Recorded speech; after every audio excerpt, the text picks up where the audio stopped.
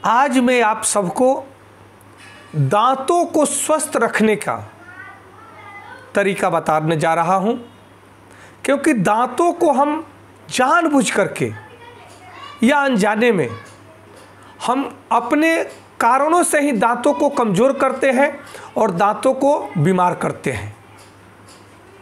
दांतों को ब्रश कर कर के हम इतना घिस देते हैं कि दांत के ऊपर जो इनेमिल है वो भी घर्षण से हट जाता है और उसकी मांसपेशियां भी कमज़ोर पड़ जाती हैं और नसें दिखने लगती हैं। बाद में नसें जख्मी हो जाती हैं और जख्म के कारण फिर उसमें से मवाद आने लगता है, पायरिया का रूप ले लेता है।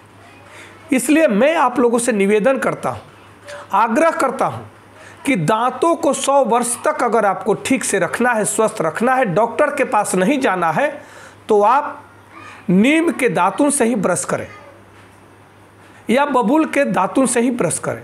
मैं स्वयं प्रतिदिन आज 16 वर्षों से नीम या बबूल के दातुन से ही ब्रश करता हूँ और आप भी करेंगे, आपका दांत हमेशा चमकता रहेगा।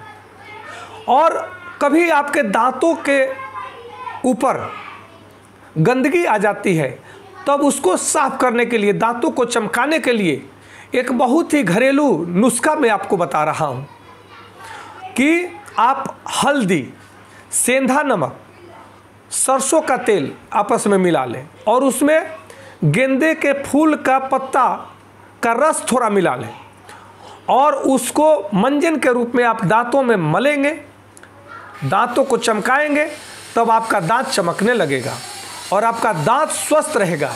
दांत में किसी भी प्रकार का रोग नहीं लगेगा। ये आजमाया हुआ, उपयोग किया हुआ ये नुस्खा है। इसलिए दांत अगर टूट जाए तो आप समझें कि जब चबाने की शक्ति खत्म हो जाती है, अन्न चबाते नहीं हैं, अन्न चबाया नहीं जा सकता, तब वो उसका पाचन सही ढंग से नहीं होता है।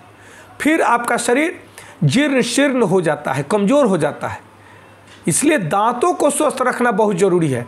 दांतों से चबाया हुआ अन्न जब हमारे आंतों को जाता है, पेट को जाता है, तब हमारे लीवर में जठराग्नि से वह पाचित होता है, पाचक रस से वह पचता है और फिर वह उससे सप्त धातुओं का पोषण होता है।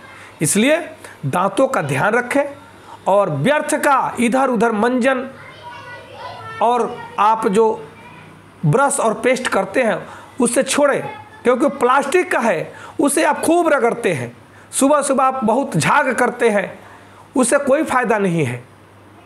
फ़ायदा है तो प्राकृतिक तत्व से ही अपने जीवन को, क्योंकि आप प्रकृति के उपहार हैं, आप स्वयं प्रकृति हैं, प्राकृतिक तत्वों से ही आपका सृजन किया गया है। इसलिए अपने को सजाएं और अपने को स्वस्थ रखें। नमस्कार, धन्यवाद, जय श्री कृष्ण।